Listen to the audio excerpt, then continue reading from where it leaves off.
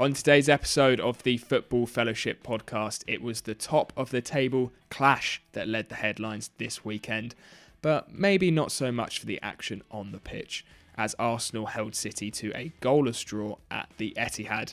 But it was Liverpool who took full advantage and jumped back into first place in the league with a 2-1 victory over Brighton. And we'll be breaking down both of these games, as well as trying to see what may happen for the rest of the season. And even if Arsenal and City didn't deliver the goals, the other games this weekend certainly made up for it. 7 goals between Newcastle and West Ham, 6 between Sheffield United and Fulham, as well as a whole heap of other crazy results up and down the Premier League table. And as always, stick around towards the end of the episode. More rounds of the quiz. It's a new season of the quiz, and we're bringing back the fan favourite Football Tenable. Everything top 10s as me and Mev go head to head with our quizzes, in which you can play along at home as well. Welcome back. We're glad to have you with us. And yes, me and Toby have been here every single week of the Premier League season so far, and we are here to take you into the final games of the season. It is time for the run-in now. Who's going to get relegated? Who's going to get top 4? Who's going to win the Premier League title? And that's where we're going to start, as what a bumper game it was on Sunday. Arsenal 0, Manchester City 0 at the Etihad. However, there were no goals. Bit disappointed, I think, as a neutral. However, I think when you break it down tactically, I think it was incredibly interesting. You could have maybe argued that this game came at the wrong time for Arsenal with the international break, with the fact that there was a loss of momentum. From Manchester City's perspective, the injuries, big injuries in the likes of Kyle Walker, John Stones, Edison being out as well. But this game ended up being 0-0. And Toby, what was your reaction? Did you think, 0-0 was a fair result? I think a draw was probably a fair result. City certainly dominated the ball. They had over 70% of the possession throughout the game.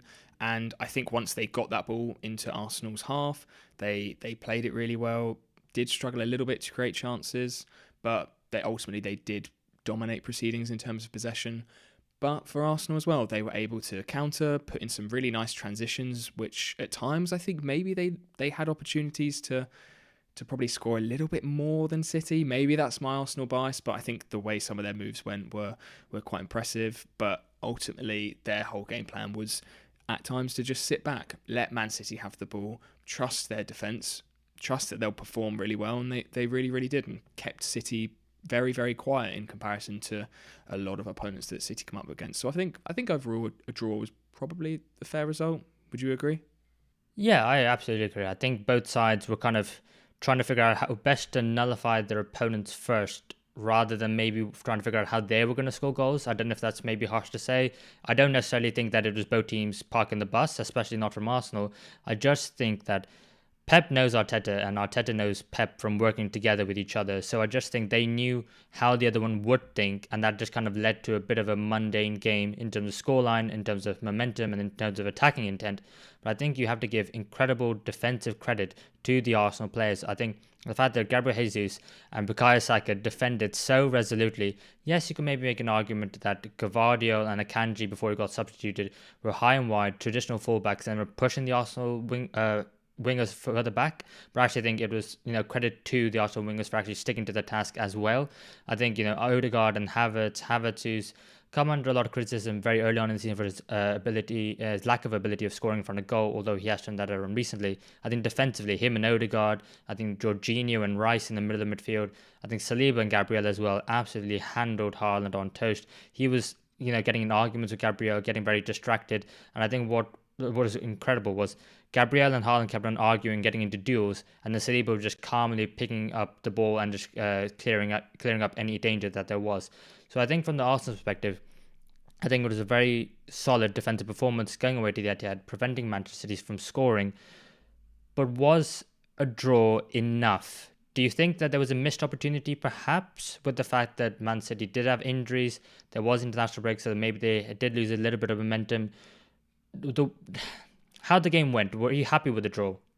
I think if you would have said beforehand, would I take a draw? I probably would have said yes. I think after looking at last season, how Man City did inevitably beat us 4-1 around this similar time this season, I think maybe the way we have improved since then, a draw would probably be a fair representation of that improvement. But I think in the game and the way our game plan went, I think it almost went perfectly. There were times when we were pressing on Man City's backline. We saw Odegaard, Havertz, Saka, Jesus all able to get up and press when needed just on that backline. And when it did start to move into that middle third, you could see us drop back and drop into shape. And I think that was quite a big difference compared to last year, where City were able to get us through very, very quick moves and through very quick transitions. Having that more sensible approach of dropping back, having Rice be able to break up any quick transitions if they did occur when we weren't pressing was a huge, huge difference. And then sitting all the way back when needed and trying to break when we got the opportunity. And we did have quite a few opportunities to break, especially that Trossard chance at the end, I think was probably one of the best chances of the game. Just couldn't sort his feet out, wasn't able to pick out Martinelli running through at the back post. And when he did go for that finish, I think he should have tried to get it low and hard, maybe across the keeper. Maybe that's what he was trying and just didn't get the cleanest connection, but it wasn't the best finish in it. And it felt like if we were able to use those opportunities where we could exploit Man City's space in behind when they were dominating possession in our third, we could have snatched the 3 points. And no, I think snatched isn't the right word, because I think it was a very, very clear game plan. I think we could have got those 3 points and earned those 3 points, but ultimately just didn't happen on the day. Yeah, I think it was a very mature performance from Arsenal. I think the only bit of disappointment was the fact that Ortega only had 2 saves to make in the entire game. If you had managed to work him a little bit more, I think the game plan would have worked out perfectly. And like you said, Trossard, if he can just sort his feet out, then who knows? And then everyone's saying it's a masterclass by Arteta and this Arsenal side. But I think from the Man City perspective, I think they will also be slightly frustrated. I think the draw against Liverpool at Anfield and now the draw against Arsenal, they failed to beat any of the title rivals so far this season, which I think is a bit of a frustration for them, because we know the side have it in them. I think Kevin De Bruyne again was struggling to get into the game, but like I said, credit to the Arsenal midfield for that. I think maybe the wingers for Man City weren't necessarily doing the best job in having Foden out on the left and Bernardo Silva out on the right. It does seem like maybe like a Riyad Mahrez is being missed. Jeremy Doku is obviously a very talented player, but he doesn't quite have that final product as of yet. And Jack Grealish is only just coming back from an injury.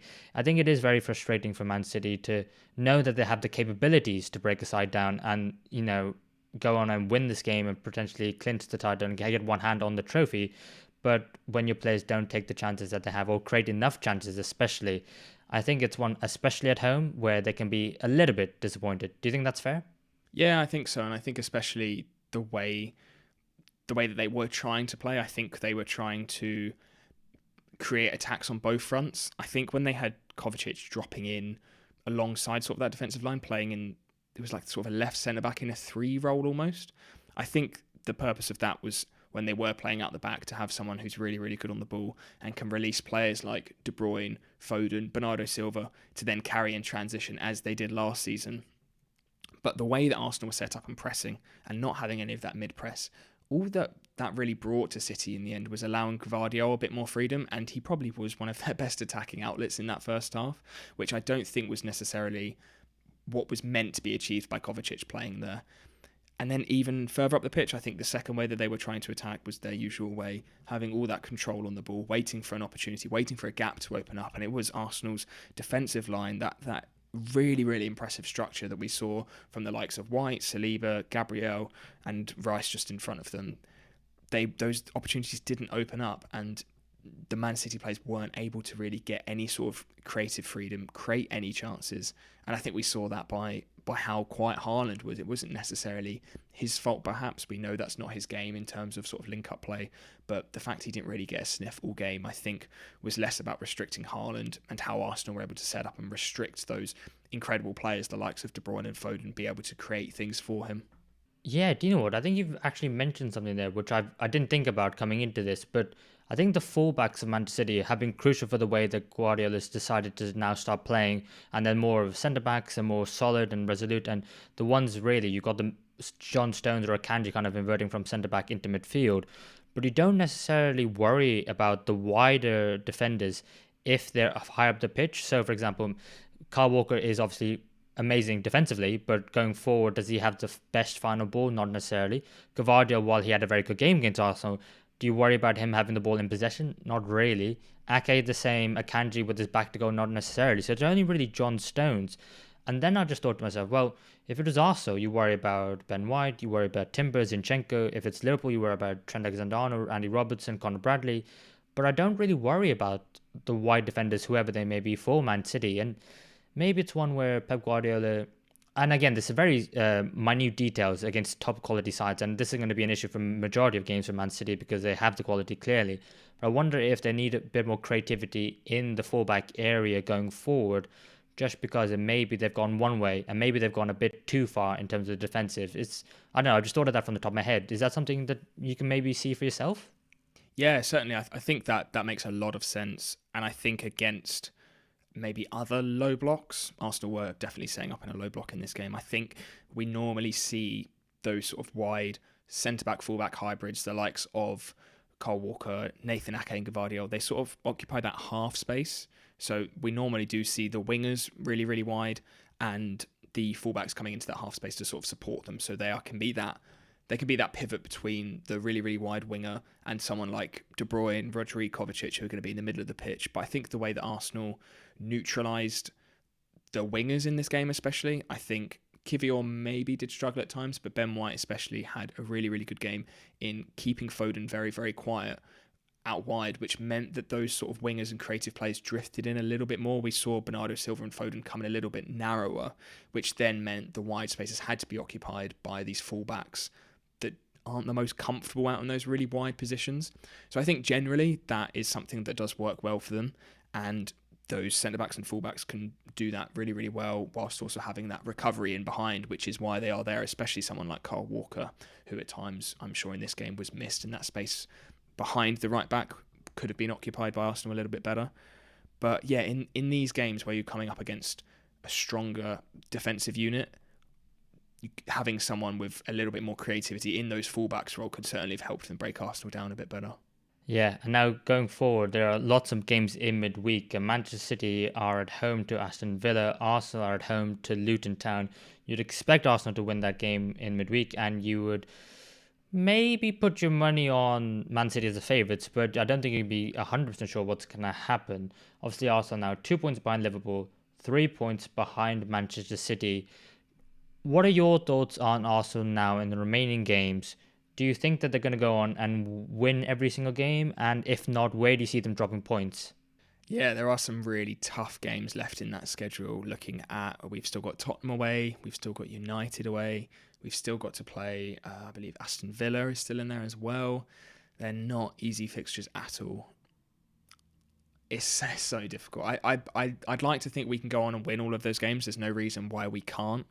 It's just now being in a position where we do have to rely on Liverpool at least drawing one game is the minimum at the moment, which I think could happen as well. But it does feel like at the moment you just have to go and win all the remaining games, which sounds so reductive. And you could just say that at the start of the season, if you win every game in the season, you're going to win the league. But at this point, you just have to take every single game, and hopefully we can start that off well with a win against Luton. For Man City, in terms of them, Aston Villa is not an easy game. They beat Arsenal this season. They beat City this season. Admittedly, it was at Villa, but now going to City, can Villa put on a performance? Could we see them sit back a little bit as well and really try and transition through those sort of quick plays, looking at Watkins, Bailey, Diaby? Could they be the ones to try and unlock City and help out Arsenal and Liverpool in the title race? Let's hope so. Yeah, well, let's talk about them, because Liverpool earlier on the Sunday did beat Brighton and Hove Albion 2-1 at Anfield, but it was not the best of starts for Liverpool, as Danny Welbeck scored a goal in the second minute of the game. An absolute thunderbolt from what was really, really, really poor Liverpool defending. And I'll be honest, coming into this game, I wasn't confident, I'll be honest, because I believe in the manager and this group of players, but there's just something about Brighton and Hove Albion which Liverpool really struggle. And as soon as Brighton went 1-0 up, I thought, here we go again. We're going to drop points just before the Man City and Arsenal game. Thankfully for Liverpool, it didn't work out quite like that. But what did you make of Brighton in this game, Toby? Yeah, like you've said, they are definitely a thorn in Liverpool's side, and I think they counter the way that we expect Liverpool to play really, really well. Brighton are known for that De Zerbi style of play, where they're happy for defenders to sit on the ball and wait for that press that we know Liverpool are known for to come, bait that press in, play round them, and get those really, really quick transitions and quick goals in. And that's exactly what happened in this first few minutes in this game. Brighton moved the ball so quickly. Liverpool, I just think, hadn't switched on yet. I don't think there was too much sort of tactically or positionally that they could have changed. I think it was just a case of concentration. The speed that Brighton moved the ball in from fairly quiet period in their own half, won that ball straight in, and it's already in your box. It's so quick and so dangerous, and I think that definitely would have been Brighton's game plan, is when that space just starts to creep open, when Liverpool start to press, then try and fire, otherwise then sit back. And the game plan for Brighton started really, really well. And as you said, it was a lovely strike from Welbeck, so clean. But yeah, not the best of starts for Liverpool, and I imagine you were feeling even more nervous once that first goal went in. Yeah, I was just laughing to myself, honestly, because I was just like, oh God, here we go. We can't make anything easy for ourselves, because Brighton are one of those teams where if you come out and play against them, they will hurt you. And Liverpool just don't seem to have a second way of playing. A bit like how Arsenal played against Man City. Liverpool will go for it in every single game, no matter what, and they will just back themselves to play better than the other team in the way that they want to go out and play. So I think while it makes for very entertaining football, as a supporter, it makes it for very anxious at times. I mean, I was we were going to get back into it, because as soon as Brighton did score that goal, Liverpool were all over Brighton. Yes, they had a massive threat on the counter-attack to Rordigo, who I thought was absolutely fantastic. I think he kind of faded in the game as the second half went along, and I think Conor Bradley grew into it. But in that first half, he was incredibly tough to come up against. 3 successful dribbles, and he was not making it easy for the Liverpool back line. But thankfully, Liverpool did get a goal in that first half. And I think it was a bit fortunate how Liverpool ended up getting it the second phase of play from a corner. Mo Salah ends up heading it back in there, and Joel Vedman just takes a swipe at it. Ball goes absolutely nowhere. It goes to the head, or the feet, I think, of Luis Diaz. He puts it in the back of the net, and thankfully it's not ruled out for offside. And Liverpool do get themselves back into the game. And one player that I really want to focus on is Alexis McAllister, because I thought he was absolutely brilliant coming up against his former side. And it's one where in the summer when Liverpool bought him, I wasn't entirely 100% convinced. I thought he was a very good player. I thought he could grow under Klopp and I could develop into something special. I didn't think he was going to have the ceiling that he has, and I didn't think he was going to be as good as he was this quickly. He's easily Liverpool's most important midfielder, playing defensive midfielder at the start of the season, now playing more advanced, and I think you can see that every time Liverpool got the ball, they were going through Alex McAllister. Anything good that happened went through him, and I'm just so glad that he's a Liverpool player. Yeah, I was lucky enough last season, the start of last season, to go and see a few Brighton games, and you could see Alexis McAllister is the one who controlled that midfield for Brighton in that incredible season where they did end up qualifying for Europe. We saw Caicedo be the one to sort of clean up and pick up any loose balls, and he would just roll it almost to McAllister or Pascal Gross, and those two playing sort of in very strange sort of systems where they could, at any one time in the game, they could have been anywhere between a 6 and a number 10. And McAllister especially just completely controlled the tempo, controlled when Brighton were going to push forward. And it seems like, especially in this game, I completely agree. I think McAllister was exceptional, that he is sort of the metronome in that midfield, the one who knows when to play those lovely sort of through balls forward, release the likes of Salah and Diaz, and he also knows when to turn back and to slow it down a little bit. And he's got really, really good game awareness, and I think we saw that in abundance in this game, especially coming up against your former club. It's not always the easiest. No, absolutely not, because they know how you're going to play. They know where your weaknesses are as well. And you know what, Brighton couldn't do anything to stop him. And I think especially for the assist he got for Liverpool's second goal through Mohammed Salah, who, just on the word on Salah, who was incredibly frustrating in this game. 12 shots he had in the game, the most he's ever had in the Premier League match. And the fact that he only converted 1. There were so many times where I thought, just pass it, Nunez is next to you, Diaz is next to you. Or I just thought, just get it on target and he'll score. And he didn't. I just thought, yeah, he had one of those games. Thankfully, he did get on the score sheet, because I think he would have been kicking himself with all the chances that he did miss. But McAllister with a lovely pass to him. Very simple ball when you look back at it, but just to get the precision absolutely right. The weight of the pass perfectly into the path of the attacker and onto their stronger foot. I just thought he was, for me, easily Liverpool's man of the match in this game.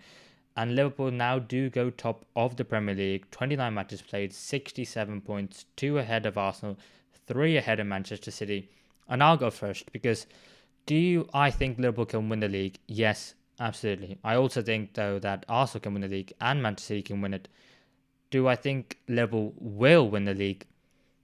That's a very tough question to answer. And I wouldn't want to answer until after the Man United game because I'm confident going into that game, even despite the fact that Man United beat Liverpool in the FA Cup.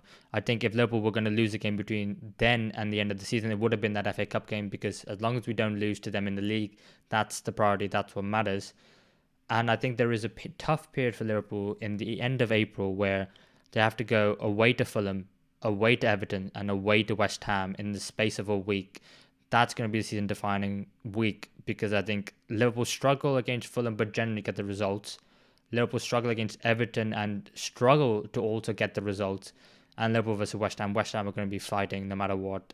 So that's going to be a tough game as well. And I do think that Liverpool won't win the league because I think they will maybe just draw one game too many. And I think Arsenal will win the league. What are your thoughts on Liverpool's chances, Toby? Well, that's music to my ears, Mev. You saying that it's everyone saying Arsenal will win the league. They're normally Arsenal fans, so it's nice to hear a Liverpool fan saying the same. I think that in recent weeks Liverpool have really impressed me, and it feels like they're still improving. It feels like I think at the start of this season and sort of around the Christmas period, they were getting results, but I didn't think at times they were playing particularly well. I didn't think their chance creation especially was something that was particularly impressive. And I think in these recent weeks, and something that I've really noted in this Brighton game is it's how it feels that sort of attacking unit, their chance creation, just the way that they seem to be playing seems leaps and bounds better, and it seems to keep getting better week on week. Admittedly, that is in their home games though. Away, it's still really, really tough. And like you've said, those 3 away fixtures in a row, I think if the first one doesn't go well, even if they get the result, if it's sort of ground out, if they're not making too many chances, as we saw at the start of the season, I think it could sort of mess that rhythm up a little bit. I think the next 2 or 3 weeks, if Liverpool can keep that momentum up, they could go all the way, but ultimately, I have to back Arsenal. I feel like I just have to. I have to back that we win the league. Not just because I'm an Arsenal fan, but I think we have been the best team in the league this season. And with these games coming up, any number of the 3 teams could be dropping points anywhere. But I think on what we've seen so far, Arsenal have been the most impressive for me. And maybe that's just my red tinted glasses. Yeah, you've been the most assured team. I think that's a good way to put it. And I think that Liverpool, I always thought that this season was not the season. It was always going to be next season. But however, with Klopp leaving, I don't think, well, obviously we don't have next season with him. So we don't get the chance for all these players to bet into the side and then properly go at it as one of the favourites right from the off. Because I don't think a lot of people had Liverpool as title challengers this season.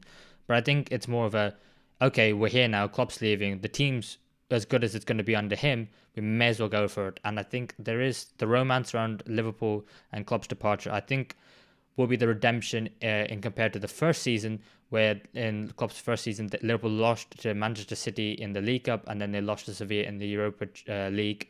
What will happen now is they've already won the League Cup, they'll go on and win the Europa League, and I think they'll just miss out on the Premier League, even though that's the one which I would sacrifice the others for 100%.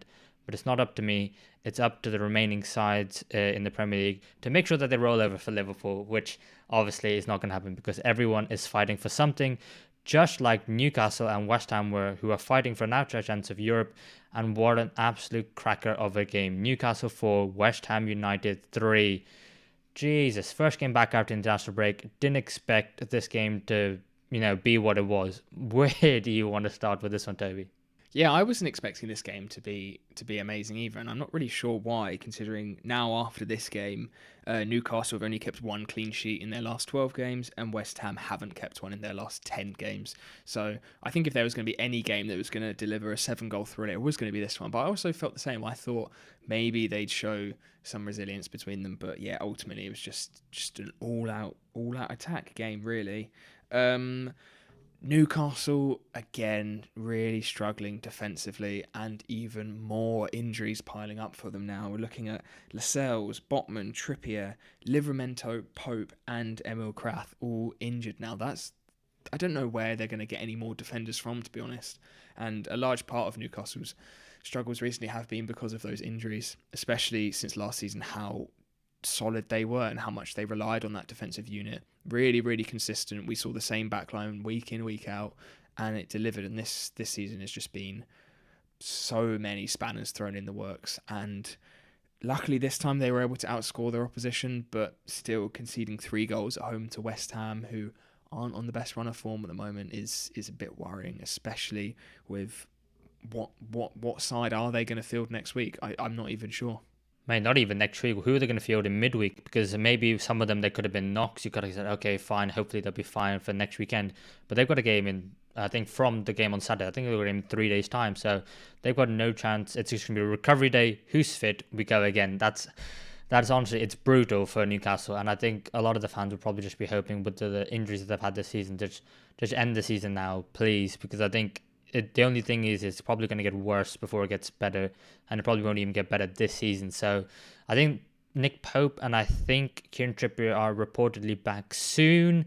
It was meant to be after the international break, so we'll have to wait and see. They might be on the bench soon, or they might just end up starting in midweekend on the weekend. But yeah, I think part of the issues for Newcastle came from the fact that their backline were just all over the place because they hadn't worked with each other before. I mean, I think you started off with Livramento right back, Lascelles right centre back, Shaw left centre back, Dan Burn left back. Lascelles goes off, Shaw moves in one, so does Burn. Livramento goes from right back to left back. Kraft then comes on, but then what happens is that there's no communication at all. And then what happens is Livramento gets injured, and they're all at sea. And you still got Dubravka in goal, who's not the first choice either. And I think it was an absolute mess. But let's actually talk about the game, because we can talk about Newcastle's injury worries all season long. So first of all, penalty to Newcastle. Alexander Isak converts it. I thought this was a pretty obvious penalty. Do you agree? Yep, 100%. No debate really. Yeah, and then converts it on the spot. Lovely taken penalty. And then Antonio. And I think this is where we're talking about, in fact, that Newcastle were still trying to figure out. I think this was 4 minutes after Lascelles went off injured. They were still trying to figure out who was playing where, who was meant to be marking which man. And Antonio just burst through and goal. And do you want to talk about Mohamed Kudus? Because I thought he was absolutely brilliant in this game. Do you agree? Oh, I'm literally so glad you said that, because I've got his name written down and I wanted to talk about him. So that's a lovely little setup. I love him. I think he is so good. He fits West Ham so well. I don't know why sort of teams around sort of West Ham's build, I know Everton were after him for a while. I think he'd be a really, really good suit there, because he's so quick, so electric, so efficient with the ball as well. And he just knows when that space is there, he can beat anyone and beat them on the dribble, beat them to through balls, to loose balls, and he's got the quality to finish at the end of it as well. I absolutely love him. I think especially in this game, he was quality. He took full advantage of any sort of space left by Newcastle's back line, got the goal, and then he got the assist for the third as well for Jared Bowen. Both completely created, I think, by his quality. And watching this game and how he's played this season, it's made me think, could he do it for sort of one of the big teams in Europe, someone like an Arsenal, someone like a Liverpool? And I'm not sure just yet if his style of play particularly suits it. I'd really like to see it, and I think it'd be interesting. But just at the moment, I think he suits West Ham so well, and I love watching him play. He's such a fun player to watch. Mate, honestly, I think this all the time about some of these West Ham attackers. Similar with Jared Bowen, who ended up getting the third goal, along with Lucas Paqueta as well.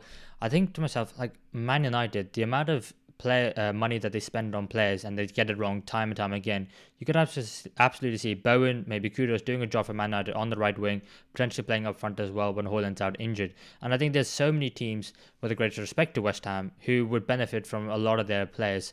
And I just thought to myself, yeah, Kudus is fantastic, Bowen's fantastic. I think the whole front line for West Ham, the fact that they get the game plan, not only do they attack well, they can dribble, they can pass, they can score, but they can also defend really, really well. They're not shy defending, they're willing to put a tackle in, get stuck in, and I think that's credit to them, and to be fair, to David Moyes as well.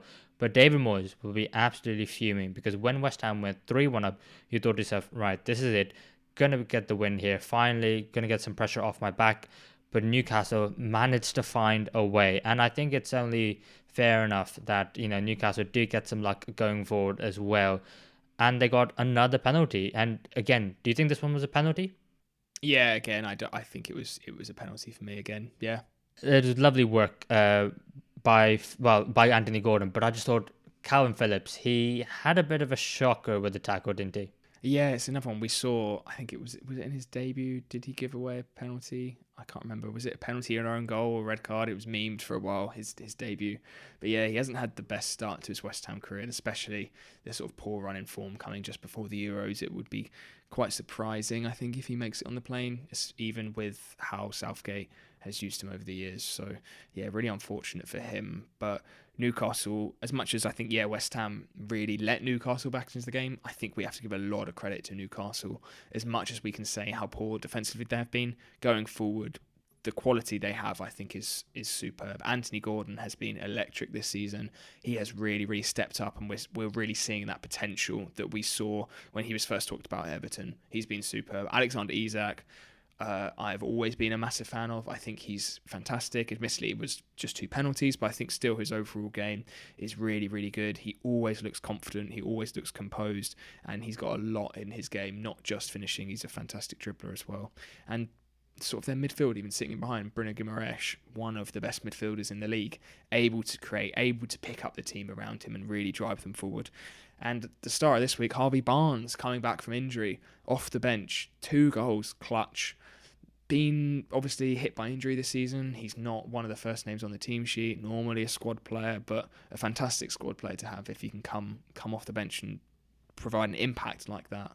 Yeah, and to be fair, when Anthony Gordon first joined Newcastle from Everton, I didn't think he had the best first 6 months.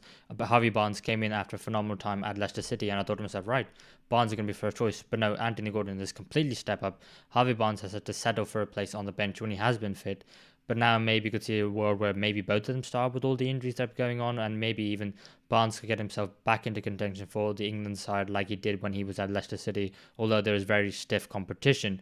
But speaking of the former Anthony Gordon, despite the fact that they're winning 4-3, he gets himself a second yellow card.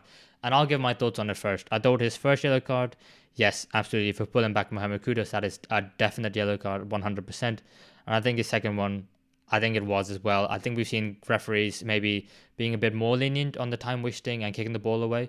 But I think in the season where it has been such a high profile topic in terms of refereeing, I think, that was also a blatant yellow card. Is that how you saw it as well? Yeah, definitely. And I just think it was absolutely stupid, to be honest. I think with kicking the ball away, ultimately, how much time does that really stop? Maybe 4 or 5 seconds, if even that. I understand it if they're trying to take a quick free kick and you jump in front and stop it and take the yellow, if you can see that they might be starting a really dangerous attack from it. But especially in this case, it was in their own half. They weren't in any rush to sort of start a quick counter attack. He just kicks it away, and now he's going to be missing that return fixture for him back. I think it's at Newcastle, but against Everton. Is just really, really, really silly. And if I was a Newcastle fan, I'd be a bit disappointed at the end, even if he did have another fantastic game. Yeah, maybe he was a bit scared that Sean Dyche sent his team out with a message of crunching Anthony Gordon and let him know what he's missing. But yeah, despite everything going on in the game, Souček could have won it right at the end. If only he didn't chest it wide, but chested it in towards goal. I think he would have been so disappointed. But I think for a player of his quality in the air, I think that was a chance where he probably should have scored. It could have been 4-4.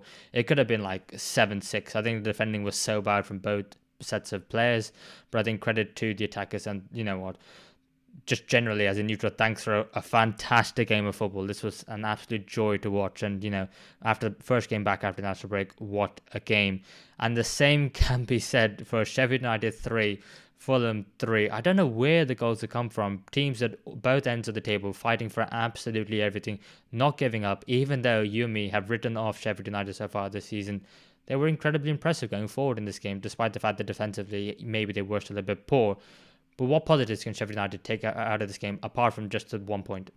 Yeah, I think there's quite a few positives they can definitely take from this game. I think first half they kept Fulham pretty quiet. I think they were defensively sound. They used the ball pretty well when needed. And I think neither side particularly had many chances in that first half. It was quite quiet. And when Sheffield United got that opportunity where they saw the game open up, they really, really took it. And I think that's the game plan they need to carry forward. Try and keep the other team as quiet for as long as they can. And then when they really start to press, take advantage. And it was an Adebayo mistake that they took full advantage of. And Brereton Diaz was able to score at the end. And over the next 10, 15 minutes, the game just blew so wide open. And Sheffield United looked really confident going forward. And I haven't really seen that from them much this season. So, especially at home, given some of the results that we've seen in recent weeks where they have been getting absolutely dominated, and a lot of that has been caused by conceding early goals and having to step out themselves. I think they got this game plan spot on. Mate, I completely agree with you. Going into halftime 0-0, Chris Wilder would have been absolutely delighted considering the fact that they've been pumped at home recently. But I think the fact that they went and got themselves 3-1 up at one point in the game, they'll be so disappointed, because all you need to do is get a point, get 3 points, and then all of a sudden you think to yourself, do you know what? Maybe we've got a chance, where everyone else in the league table is a little bit nervous because of the fact that there's so much still to play for.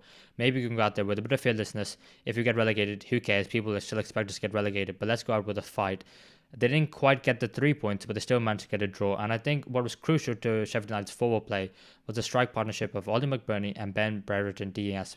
And if only they had Ben Brereton Diaz from the beginning of the season, could you imagine how much better they would have been? Because that strike partnership was absolutely fantastic. It was lovely to see a kind of an old-fashioned lone striker up top who's is trying to head balls and knocking them on to someone to a strike partner, and then to have so much success. Anytime McBurney's occupying the defense, Ben Brereton Diaz is free. Anytime Diaz is running behind the goal, then Ollie McBurney's playing him in. And I thought their link-up play was absolutely fantastic. And you don't often see strikers working that closely together anymore in the Premier League. So I thought it was a joy to watch Ben Brereton Diaz and Ollie McBurney. It's just a shame that they couldn't keep the goals out if their own net.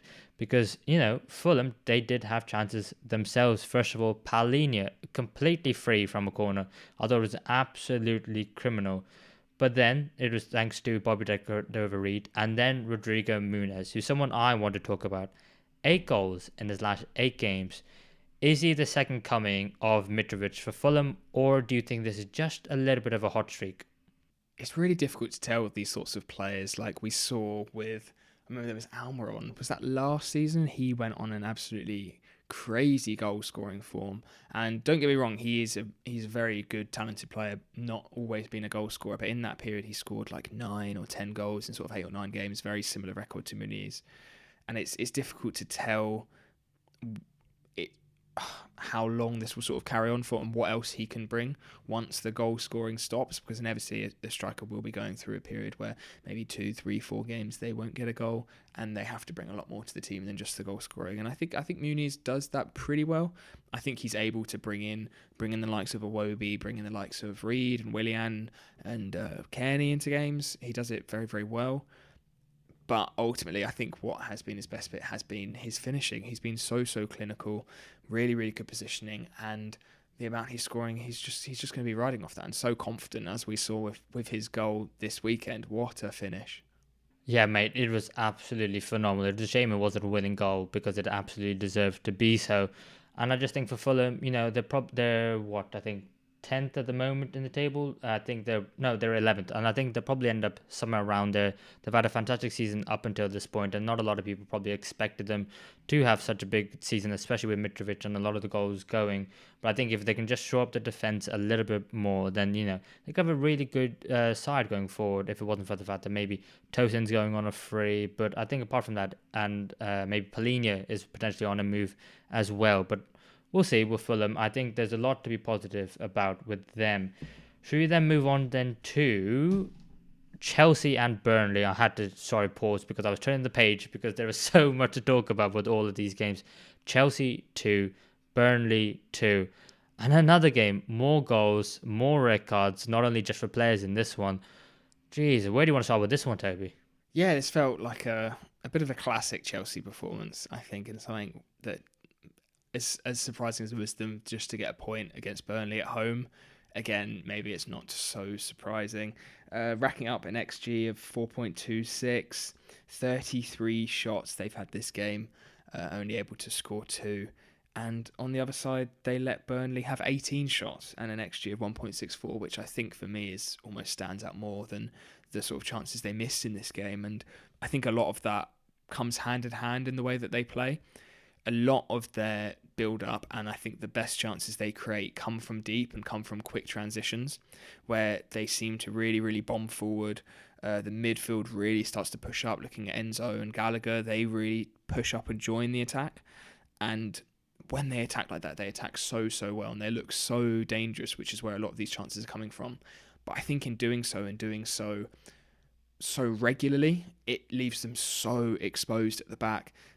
When those chances maybe sort of lose their footing in that middle third or even the attacking third, teams are able to counter and transition against them, completely counter them so easily as well. And it's something that I think we've seen with Brighton as well this season, where they move that ball so quickly, starting from low and moving it really, really high really quickly, and it leaves them exposed too.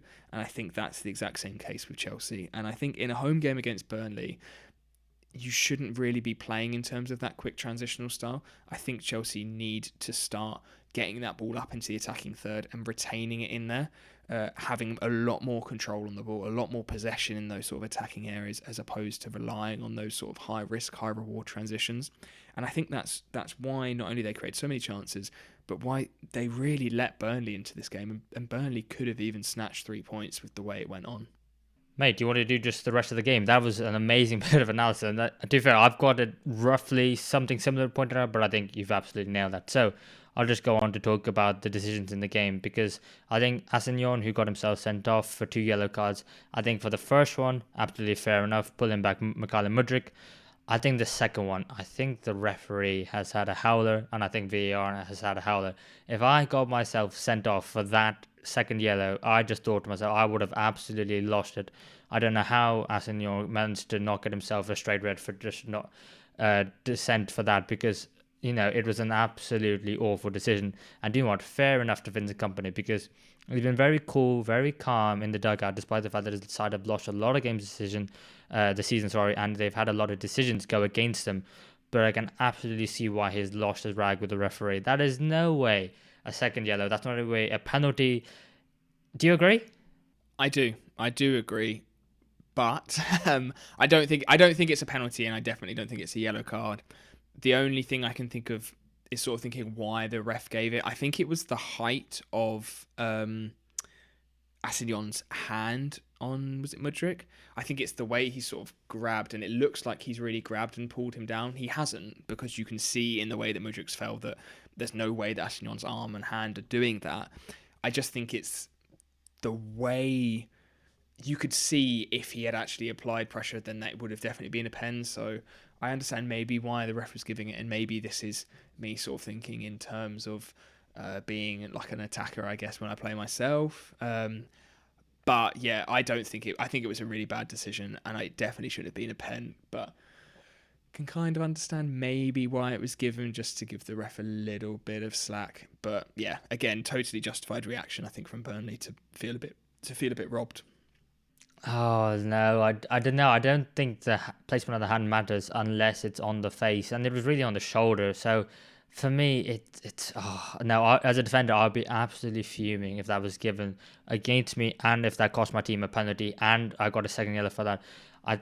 No, sorry, it's not for me. But should we talk about the football? Because I think Cole Palmer is an exceptional footballer, and he has a really big fight ahead of him to get on the plane to the Euros, because I think ahead of him on that right wing position, he's got Bukayo Saka, he's got Phil Foden, he's got Jarrett Bowen, and and then he's got himself. But I just think he is so good. I mean, it's Panenka penalty was literally like a celebration. It was so cold, it was so cool, it was so calm, and I just think he doesn't feel the pressure, and that's maybe because of his body language and the way he carries himself on the pitch. He doesn't necessarily show a lot of emotion, but I think that's something that's quite good, because of the fact that Chelsea have been so up and down this season.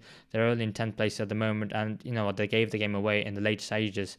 But I just think to myself, you need someone who's going to be so calm, and in times where you're not doing the best, you need to be able to give the ball to him. His ability to drift into midfield as well, I think, is so crucial. The fact that he can retain the ball, and I think going forward for this Chelsea side, with a lot of money spent already and a squad where you're not 100% sure on every single player in that position, I think you can be 100% certain on Cole Palmer. I think his penalty was fantastic. And I think his link-up play with Raheem Sterling, who hasn't necessarily been the best this season, was fantastic. And his finish for his second goal, I thought the build-up was really well worked. And I think actually demonstrated what he said earlier on about the game, where Chelsea didn't retain possession high up in the pitch for a long period of time. They did it for a minute or two prior to this goal, which is why they got their success. But again, same old Chelsea, just conceding when they went 2-1 up. Again, to 10 men. O'Shea with the goal. It's so disappointing, isn't it? It's really disappointing. And I think a lot of it comes down to confidence, especially why Cole Palmer is really shining. We saw, I think, in just the transfer itself, that he wasn't happy being a sort of fringe, even squad player. He wasn't even always on the bench. He really didn't see many minutes last season. And he would have been thinking, I'm much better than this. I should be playing for one of the top Premier League sides. I've got the quality. And he's come to Chelsea, a team low on confidence, especially given last season. A team full of new players who maybe don't know their place, don't know the system, don't know the league. He has come in still full of confidence and has really instilled that into the Chelsea team. And I think a lot of the players around him are looking to him as that main man now, given that they maybe don't have too much confidence themselves. Jackson, Sterling, Mudryk, Enzo Fernandez, these sorts of players that we know have fantastic talent, but just aren't able to produce it on the pitch regularly. And that even does stretch back to the defence, especially in this case, where they just let Burnley back into the game fairly easily. They got the equaliser, and Rodriguez hit the bar right at the end. The follow-up bicycle kick sent over as well, and the way that Chelsea just fell flat and let 10-man Burnley, who are sitting in the relegation zone at the moment, come back when you're at home, I think is sort of a summary of Chelsea's not even just season so far, but the last almost 2 years, really. Yeah, and fantastic credit to Burnley for having the character going 10-man down, feeling a little bit aggrieved, to then go on and get themselves back into the game, still get a point away to Stamford Bridge, and regardless of the form of Chelsea, that is still a big point and it's still a difficult place to go. But also shout out to Muric in goal, because he hasn't played a lot of games this season. James Trafford has taken the number one spot, and at times we have questioned his credibility in goal. But Muric's come in, and this game, I think for me, he was the man of the match. 11 saves, prevented an XG of 2.82, 8 saves inside the box, 3 high claims. But not only in terms of his goalkeeping, he made 1 ground duel, 1 tackle, and 1 key pass, which I thought was just such a funny stats to have for a goalkeeper. But I thought, fair play to him. He got a Silver Score rating of 10. You don't normally see players with a rating of 10. I honestly think he didn't put a foot wrong in this game. And, who would have known if Vincent Kompany decided to put Muric in goal early on in the season? What could have happened? But similar to that, who would have known what would have happened if I just knew my football knowledge?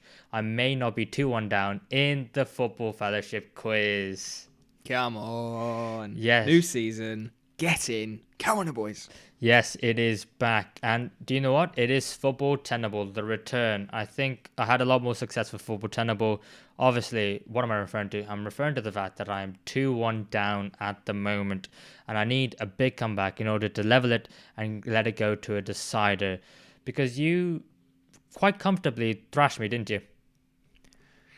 I think I just had a bit of a lucky runaway at the start. I seemed to keep getting 5 pointers, 4 pointers on Guess the Player, and it was like Man City just breaking away and the other team's trying to catch up. But a lot of that, I think, was down to luck. And I think with Tenable, it's not luck. I think you've got to have the knowledge here. And it was a very close season of the quiz, which we normally do 10 episodes per quiz format.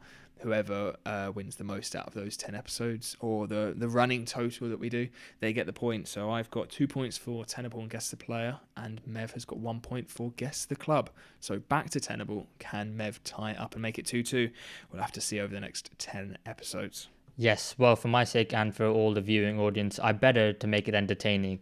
And I have, I think, a pretty standard Tenable for you to do. And do you want to go first? Yep, that sounds good to me. Are we still going to go for 3 lives and then that 4th guess? If you get it wrong, the time stops? Yeah, well, I think we should do that. Yeah, and Nice. and we got 5 minutes on the clock. Is that right? Yep, sounds good. Sounds perfect. Okay. Well, in that case, while I am just getting my 5 minute timer ready, Toby, your topic is I want you to name the 10 players with the most assists in Premier League history. Your time starts now. Okay, nice. Okay, I feel like I don't know if I've seen this list recently, or I've definitely heard people talk about it, and I feel like I've seen it in the past. So come on, I think number one is Ryan Giggs. That is tenable. With 162, he is number one. Nice. Okay, I'm pretty sure Dennis Bergkamp is in there. He is tenable. He's number 6 with 94. Okay. So he's got 94. I'm trying to think of the cutoff of where it may. Would he be in there yet?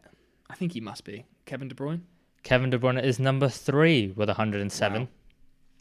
He's probably going to end up at the top, isn't he, inevitably? Absolutely. Who else could we throw in there? There's one more Arsenal player, but I'm not sure whether to put him in. No, let's go for it. I don't want to hold back. Thierry Henry. He is not tenable. That's your first life gone. That was such a stupid answer. I should have waited. Okay. Right. Who else is going to be in this list? I'm thinking the long people who've played for long. I'm thinking Lampard. I'm thinking Milner. I'm thinking maybe Gerrard as well. Let's go for Frank Lampard. He is tenable. He's number 5 with 102. Okay, nice. Milner and Gerrard are really sort of stuck in my head at the moment. Would he be in there? Played a lot of games. Let's go for it. Fabregas. Fabregas is tenable. He's number 2 with 111. Wow, that is crazy. Okay. Why do I feel like Milner is definitely... I'm going to go for Milner. James Milner is tenable. He's number 9 with 89. Nice. Okay. Gerrard, I feel like I'm going to have to go for. Let's go for Gerrard. Steven Gerrard is tenable. He's number 8 with 92. Nice. Oh, there's one is definitely on here. Wayne Rooney. Wayne Rooney is tenable. He's number 4 with 103. I thought he was. Okay, 2 left. Who else could be in here? I don't know. I don't think Harry Kane would be in there. You've got half your time left. Okay, nice. I'm going to write him down. I'm trying to think of teams. Players who've played for a long period of time. I don't think Ozil's played anywhere near enough to be in there. Who else? Someone like Perez. Also played City. Oh, David Silva. He was there a long time. I'm going to put him down as a maybe. David Beckham. He took a lot of set pieces as well, so he could be in there. Yeah, I'm going to go for him, actually. David Beckham. David Beckham is tenable, number 10 with 80 assists. Let's go. Okay. Right, so it's just that number 7 position left.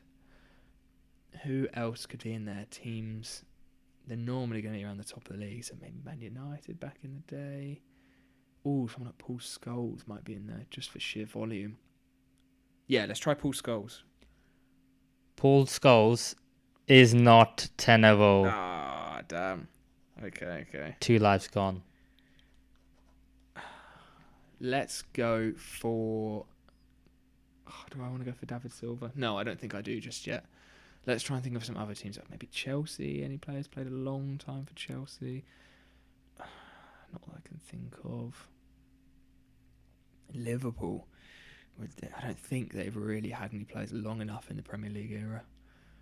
Maybe... who else is always up and around there? Anyone for City? Anyone for Spurs? Again, I just don't... Let's try David Silva. David Silva is tenable. That is 10. Yes, let's go. Number 7 with 93 assists. 1 behind Dennis Bergkamp, 1 ahead of Steven Gerrard. Well done. Nice. Very happy with that. That was a fun list. I liked that. Yeah, of course you liked it. You did well. Yeah. If I got 2 or 3, terrible list. Awful. Oh God, yeah. You did it with a good 40 seconds left to go as well. So Okay. well played. I feel like my list. I'm not sure if it's easy or difficult. Great. That's exactly what I want to hear. I'm not sure. All I can say is I would probably struggle, but I think you'll do pretty well. Because it's Liverpool based. It could be. Let's get into it. You ready? All right. Could you let me know when I have half my time left and 1 minute left? Of course. Thank you. So, I'm looking for 10 players to wear the number 9 shirt for Liverpool in the Premier League. And your time starts now. Okay, let's go for, at the moment, we have Darwin Núñez. That is certainly tenable. The one before him was Roberto Firmino. Again, that's another one. It's tenable. That's 2. Before Firmino was number 11 because Christian Benteke was number 9 for Liverpool. Oh, that's a lovely shout. He certainly was number 9. That's 3 so far. Racking them off. Yes, and so we signed Benteke in not 13, 14, 15. We signed him in the 15-16 season, which meant 14-15, our number 9 would have been Ricky Lambert. Oh, lovely answer, Mev. Yep, that's 4. You're on a roll. Yeah, before that, I'm not sure we had a number. Oh, we did. It was Iago Aspas. Oh, absolutely smashing it, mate. That is tenable again. 5 for 5 so far. Yeah, and so before him, this is where it started to get a little bit tricky for me because we signed him in 13-14. So the season before would have been 12-13. And I think we still would have had Andy Carroll. He's got another tenable answer. That's 6 so far in just under a minute and a half. Okay. There are 12 players on this list, I'll say, overall. So. Okay, so before Andy Carroll, oh God, who were the strikers? So I'm going to write them down. This is not my answer. I'm going to say I'm going to write down David Ngog. I think he was a number maybe beginning with 1. I'm not sure. Obviously, I will go for Fernando Torres. Is that an answer? Yes, that is an answer. And it is a tenable answer. 7 so far, 3 to go. Yes, because he left. So then Andy Carroll, he left the same summer, the same January transfer window that Andy Carroll joined, along with Luis Suarez. Who was it before Fernando Torres? Torres was there? Can't remember which summer he signed for. Was it 6, 7, or 8? One of those. So I'm going to go with an obvious answer, which is obviously Robbie Fowler. That is certainly tenable. And now this is where I start to struggle. Yeah, fill in the gaps almost now. Yeah, obviously, see... that is half your time done now, so 2.5 minutes left to go. And only 2 answers needed. I feel like Michael Owen was number 10, not number 9. So, I'm trying to think who was the number 9 for Liverpool when we won the Champions League. It was either Vladimir Smica or Milan Baros. And since I've got the lives, I'm going to go for Vladimir Smica. Smica is not tenable, unfortunately. Okay, and in that case, I will use my... I think he was number 9. I'll go for... who was I saying? Vladimir Smica or the other one? Milan Baros. Milan Baros is not tenable, unfortunately, either. That's 2 lives gone now. You have just under 2 minutes left. And you've still got, still 1 life remaining and then another incorrect answer. So 2 incorrect answers left and 2 answers to get the 10. Was it? Oh, it might have been Luis Garcia. God, it wasn't Peter Crouch. Oh, no, it was never Peter Crouch. Crouch, Owen. So I've got, yeah, do you know what? I'm going to say Luis Garcia. And it's not Garcia either. The Champions League winning 9 is slipping away. Hang on. So 1 incorrect answer left. Oh, was it Traore? Oh, okay. Do you know what? I'm going to go for it. I'm going to go for Traore. I think I might know who you're thinking of. I think is not tenable, unfortunately. Is it not? That is all your answers. Is it Jimmy Traore? Yeah. Is he not a fullback? And were you thinking of Djibril Cissé? Oh my God. Yeah, Oh. as soon as you said it, I thought, he's got them mixed up. Yeah, it was Djibril Cissé. He was the number 9, wasn't he? In that period, yeah. And the other 3 names on the list. Was Ian Rush one? He was. I'm I guessing can't that believe was just I at the start of the Premier League he obviously wouldn't have played much in the Prem, yeah. Yeah, I knew Ian Rush was one. I just didn't get to. I should have just said him because I knew him.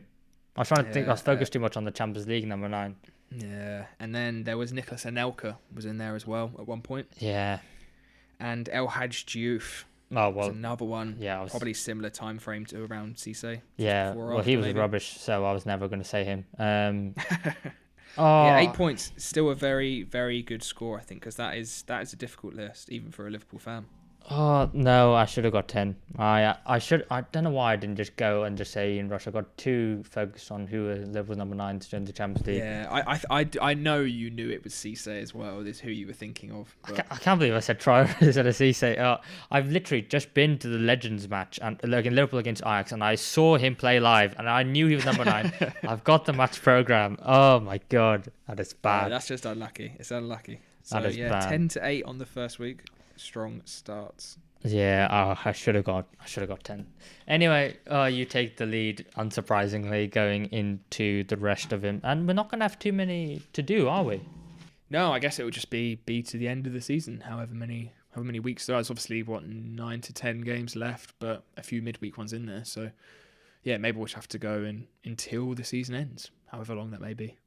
Yeah, and if you get an early lead, then it might be very hard for me to catch up, but it wasn't hard for Spurs, who did win against Luton Town 2-1, despite the fact that Luton Town did take a very early lead in this game. And do you know what? It was very well worked by Andros Townsend, winning the ball back and driving towards that Spurs back line. And then you passed it to Ross Barkley to get the assist. And then finally, Chong finished it off. And I thought to myself, do you know what? Spurs yet again conceding another goal. And defensively, they're all over the place. Yeah, that first goal especially, I think, as well worked as it was from Luton. And I think Ross Barkley especially, when he received that ball, he was so calm. He just didn't sort of panic and look up and shoot or try and do too much. He just controlled it, looked up, passed it on as if he was sort of in the centre circle. So it was a very nice move, but Tottenham did look really, really open. And that space was there for Luton to exploit, which they took full advantage of. And yeah, a bit of a shaky start for Spurs, but I think the way they turned that game round and came back into it, and especially in that second half, they were really, really good. They were moving the ball so much quicker, and it does feel like that does take a bit of time with Spurs, I think, to get going and really start to dominate games. But to give them a lot of credit, they did really, really well. And in the end, they created a lot of chances. They hit the post a couple of times. They had a few cleared off the line. They definitely deserved the win.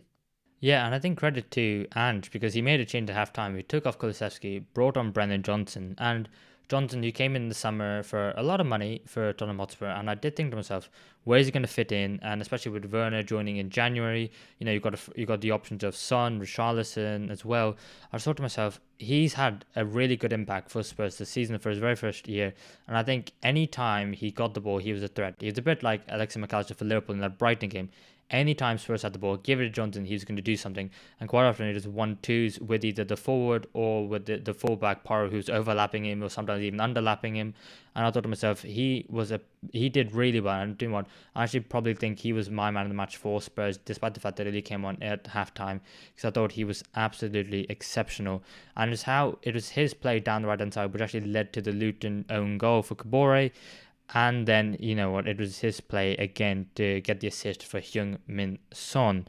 How impressed were you with the Spurs forward? Because they've scored a lot of goals this season, and although the likes of Timo Werner has missed some quite glaring opportunities, Heung-min Son's played a few different positions. Do you think they've got a front line that can compete with the very best, with the likes of Arsenal and Liverpool? I think in terms of squad depth and cover, they certainly have one of the strongest in the league, with Werner, Johnson, Kulusevski's son. Obviously Richarlison's been out for an extended period now. They've been able to cover that very well. I think they have a really good unit. I think maybe the individual quality isn't quite as good as sort of City, Arsenal, and Liverpool just at the moment. But a lot of these players are really young, still developing. I think we forget how young Kulusevski is at times as well. I think he's only 23, 24, and he's still really developing well, even if, he was pulled off at halftime this game. So I think they have a really good attacking system with some really good quality players. I just think maybe at times they could do with someone alongside Son who is as quality as him consistently. I think a lot of the Spurs players have really good moments, but I think they could still do with maybe a big statement signing if they want to be pushing on and challenging for the title eventually. Yeah, I think that's a very fair assessment, especially when you consider that Heung-min Son's probably the oldest outfield player from Spurs. I think he's not going to get any younger as well, and they've been relying on him and Harry Kane previously for a lot. So it'll be interesting to see Spurs going into next season if they can still carry on scoring as many goals as they do, but shoring up the defence. I think that'll be the next evolution of this Tottenham Hotspur side. But then obviously for Luton, quite disappointing despite going ahead very early on to not see the game out to at least get a point. But I think Spurs, like you said, absolutely deserved it. And now they go away to Arsenal in midweek. They then have Bournemouth at home, then Manchester City away, Brentford at home, Wolverhampton Wanderers away, Everton at home, West Ham United away, and Fulham at home for the remaining fixtures. And I think there are some really, really winnable games there for Luton if they go out there with some good positive intent, which you know they will because Rob Edward and his side have done so far this season. How many points do you think they're going to get from the next 9 games? Because I think they might get, let's say, 9 to 10.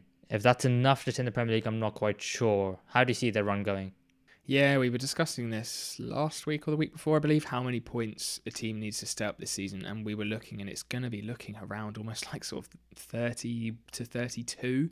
Could just, I think, keep them up, especially with Forest's point deduction. Both teams currently sitting on 22 points with 8 games left. So they do need to pick up an average of around a point a game from now, and that will put them on around the 30 mark, which seems really, really low. I think it all depends on Luton's home form. They look much, much better at home, much more comfortable when the crowd gets going, and I think that's where they're going to need to pick up their points. But I think it might be, unless I misheard, that their away fixtures are a little bit easier. So in terms of the quality of the opposition, so it's going to be a funny balance. I'm not. It's between them and Forest. I think Everton have enough to be staying up, as well as Brentford. I think I'm not sure. I can't call it at the moment. I think it depends on Forest's fixtures, which I'm not too sure of what they are at the moment. But yeah, around 8 or 9 points for both of them is probably going to be fair. And I can't imagine it will probably be coming down to the last couple of days. Yeah, absolutely. And they've got Fulham at home at the last fixture. If they can just still be in the run-in for that and still not be relegated at that point, I think they could have a great chance of beating Fulham, who probably end up being mid-table and probably be on the beach. But speaking of their relegation rivals, Everton, as they lost away to Bournemouth 2-1 at the Vitality, and a game which I thought was pretty 50-50, and I thought, if anything, Everton was slightly in front, but I just think Everton defended really poorly in key moments, and they switched off in situations where you wouldn't class as typical or something that you expect from a Sean Dyche side, and I think Sean Dyche will actually be quite disappointed with his Everton side and how they defended, because I don't think Bournemouth created too much. Is that how you saw the game as well? Yeah, I definitely agree. I think it was a very even game. I think Everton have been very, very solid defensively. One of the best defences in the entire league this season, especially statistically. So I think a little bit disappointing. But Bournemouth themselves, they're a very decent side, especially at times in the season. We've been really impressed with the way they are able to create chances, and especially at home, they've looked really good. I think a 1-1 draw would have been fair for this game, and what probably should have happened if Coleman just didn't have an absolute nightmare. It was not even a challenge and just chests it into his own net at the back post. He must be absolutely gutted, because I think that point in this stage of the season for Everton's position, it would just be a big boost for them in the table and just for confidence as well. So yeah, it was pretty gutting to see, especially from such a long servant at the club. Yeah, I was about to say the exact same thing. If there's anyone who's going to feel it more than any other Evertonian on the pitch, it's going to be Coleman. And I think maybe Pickford should potentially take a little bit of blame for that, because I think there have been times in the game where I think Pickford should just come out and absolutely cleared out everyone, including his own defenders, and really asserted his dominance in the box. But I think for that Coleman own goal, he kind of goes towards as if he's going to get the ball. Branthwaite and Tarkowski actually do a fantastic job of blocking the runners. And then he goes Pickford, but then he stands back. And then that leaves the ball coming at quite a lot of pace. Credit to the Bournemouth player who took the cross. And then that leaves Coleman with the ball at his kind of like waist area in a position where he doesn't want it. And I think there's no way he can get his leg up, especially at his age. And I think it's a bit too low to head. So all he can really do is try and just let it hit his midriff.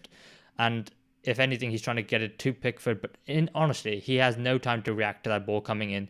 And I think it was very unfortunate, but nothing he could really do about it. I think if a lot of other players in that situation, you just kind of go, oh well. It's just unfortunate that it did lead to Bournemouth winning that game. And yeah, Everton, well, to be fair, like you said, Everton probably not in the relegation race, but if they get another point deduction, Everton, then they could be in some real trouble, because I think they're only 2 points, maybe 3 points ahead of Luton Town and Nottingham Forest, on level on points.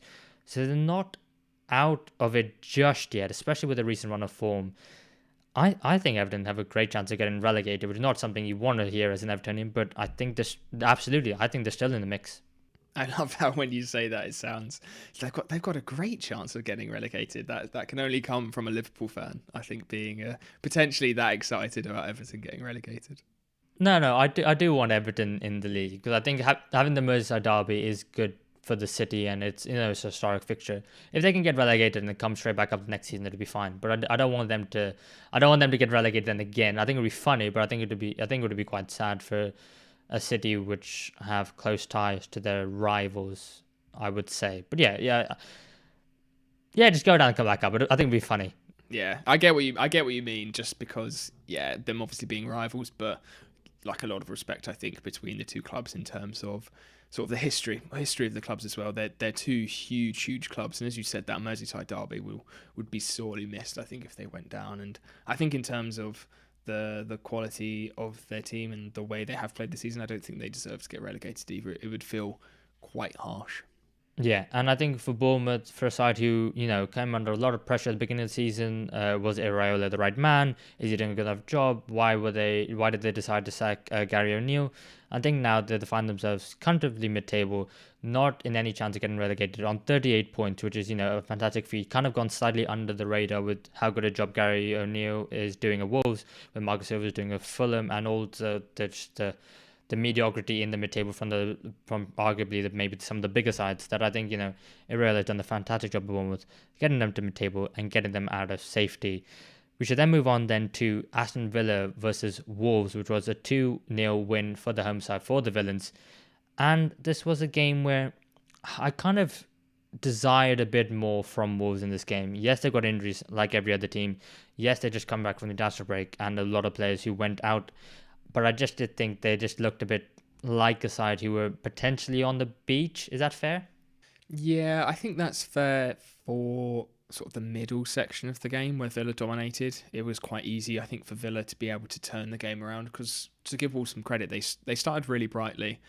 They really were, I think, going for it in those first sort of 15, 20 minutes.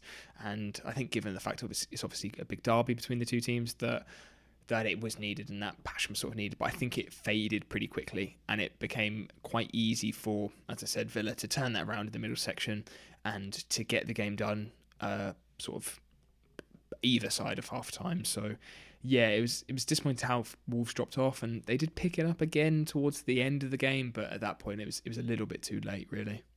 Yeah, and I think one player who needs a lot of credit is Moussa Diaby, because he came in for a lot of money from Bayer Leverkusen, and he did struggle to get the goals and assists that, Unai was probably expecting of him, and especially with the form of Leon Bailey, who's had a season to bed into the side, who's, outed him in that starting 11. But I thought he had a really good game in this one, and I think his goal, I think what he does perfectly is that he keeps it simple. The ball's coming at him from a second phase of a play, from a set piece, just get your head under the ball, make sure you get a clean strike, and make sure you don't boot it into Rosette and get it on target. He did exactly that. It goes through a lot of Wolves players, and surprisingly, no one gets a touch. No one can do anything about it because he's got so much power on it. And credit to him, because I think he also does set up the assist for Konza's goal. And I think if we're being honest, Konza did not mean that. That was absolutely a chip to the back post to set up a man rather than going for the goal himself. But I think he was another one on the back of getting some games for England, which is always good for him. I think he also had a very good game.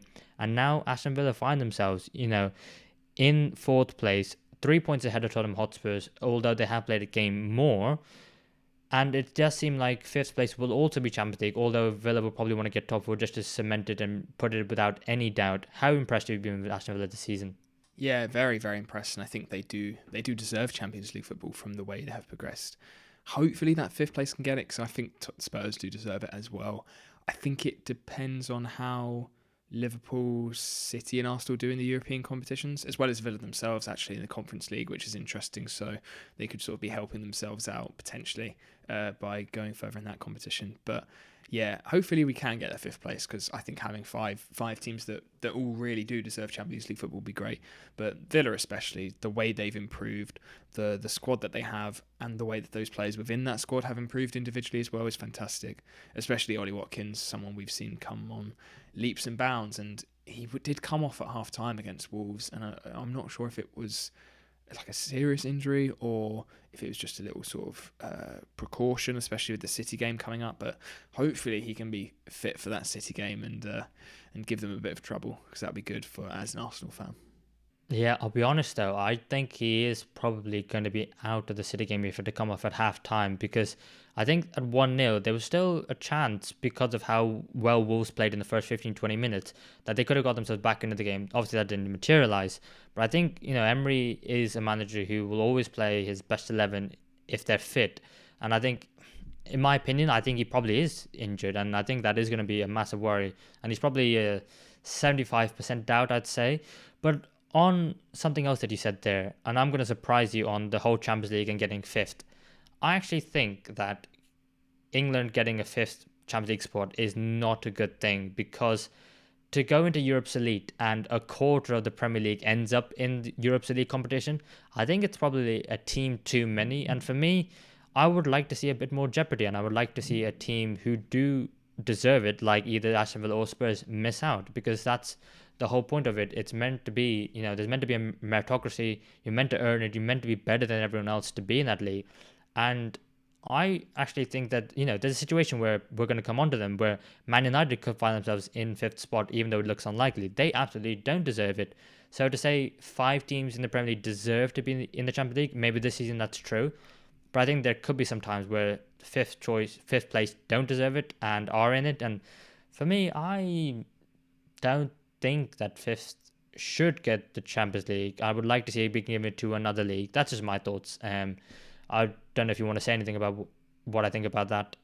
Yeah, no, 100%. I think it's a really good discussion to have in terms of UEFA. It's this new Champions League format, which I'm not a fan of, this massive new league table thing they're bringing in, more league games, and then an extra round of playoffs, it seems, before the round of 16 after this league format.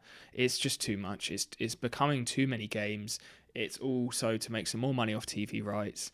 And there's just no problem with the format at the moment. I don't think I really understand why it's being, well, I do understand why it's being changed, is to get more games and more money, but I don't, from a footballing and a fan perspective, there's no issue with the format at the moment. And I think that also extends even to the creation of the Conference League, which personally I'm not a fan of. I don't think it really means anything in terms of sort of like global football. I think it's good that sort of teams maybe who aren't able financially to press on and get into the Champions League or Europa League, for them to experience sort of European football, I think is a good thing for the fans potentially of those sort of small selections of clubs. But I think, again, it's just a creation of from UEFA to try and get another competition and get more matches and more money. So the more, like you said, I think the more teams that are starting to go into Europe, it does sort of dampen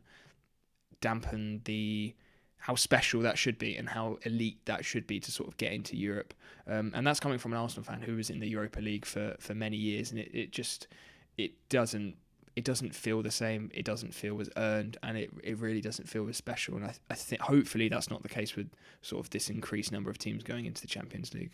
Yeah, we're going off on a little bit of a tangent there, but I think it is a very worthwhile discussion to have. Or I just want to put a full stop to it by saying, if you want more competitive games, just bring back away goals. I think we all miss away goals. Imagine. Oh no, I hate away goals. Well, of course you hate away goals, because if it was for away goals, you might not have got through against Porto. Yeah, exactly. Yeah. Yeah, but then also, like, if Liverpool got 5th last season and then they would have been in the Champions League, even though Liverpool didn't deserve it. They were awful last year. So I think there's a lot in football that we need to address. But maybe that's another video, because we should get back to the football. And Man United absolutely have a lot to address, as they drew 1-1 away at Brentford. And honestly, Brentford, how they didn't win this game is still beyond me. I'm still cannot believe that Man United actually went 1-0 up in this game in the 96th minute. Oh my god. Let's start with Brentford, and let's start with the positives, because although they didn't score, some of their attacking play was world class. Yeah, they hit the woodwork 4 times, 31 shots against Man United, who I think have now faced the 3rd most shots in the league. Only Sheffield United and Burnley have faced more, and Brentford producing an XG of 3.29, which is just absolutely huge. And they will be very, very disappointed that it took them to the almost 100th minute to inevitably get their goal, because throughout the game they were fantastic. They didn't dominate the ball particularly, but they used it really, really well. They won the ball high on a lot of occasions in that mid and attacking third, moved it very quickly, whilst also not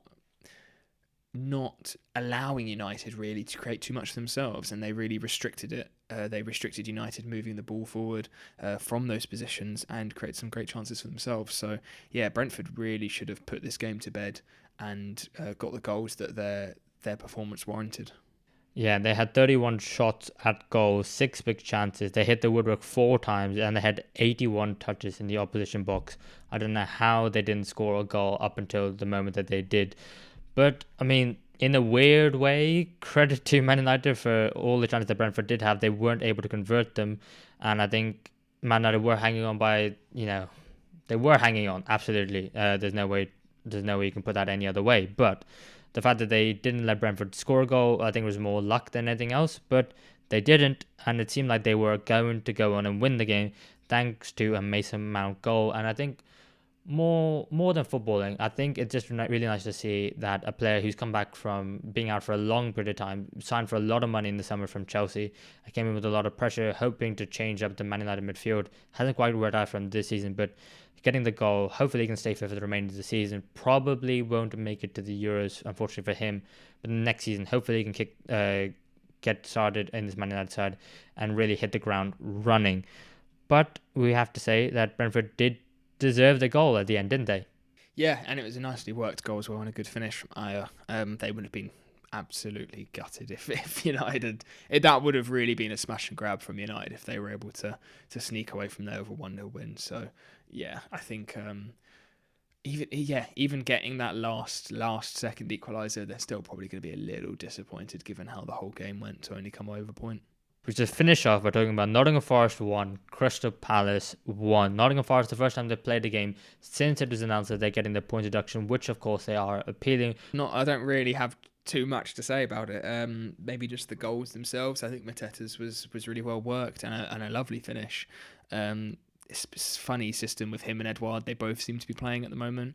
Neither of them are particularly consistent. They always seem to sort of be chopping and changing around each other, but on their day, both really sort of clinical, I guess, not old school strikers, but quite sort of classic strikers, you could say. And in this case, yeah, lovely finish. And then on the other end, Chris Wood with a very strange goal. I think it's fair to say, the way his header went in.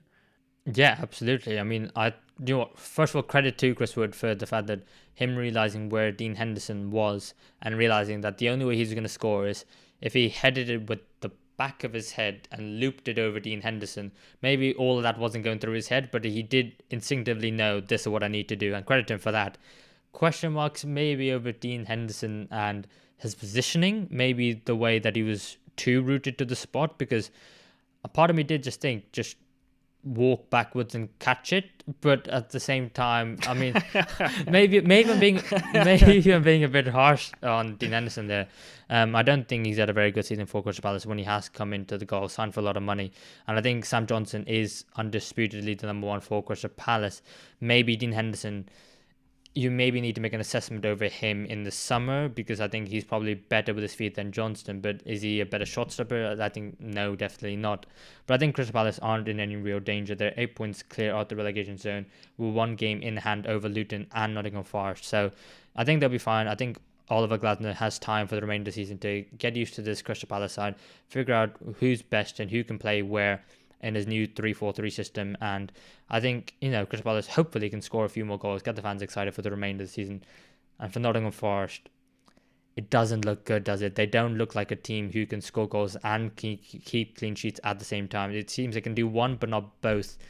And under Nuno coming in, I think we'll look back on the season and I think we'll talk about the points deduction for Nottingham Forest, but we'll also talk about the sacking of Steve Cooper. And if Nuno ends up taking Nottingham Forest down, I think we'll look at that moment and that decision as one where maybe was it the right one?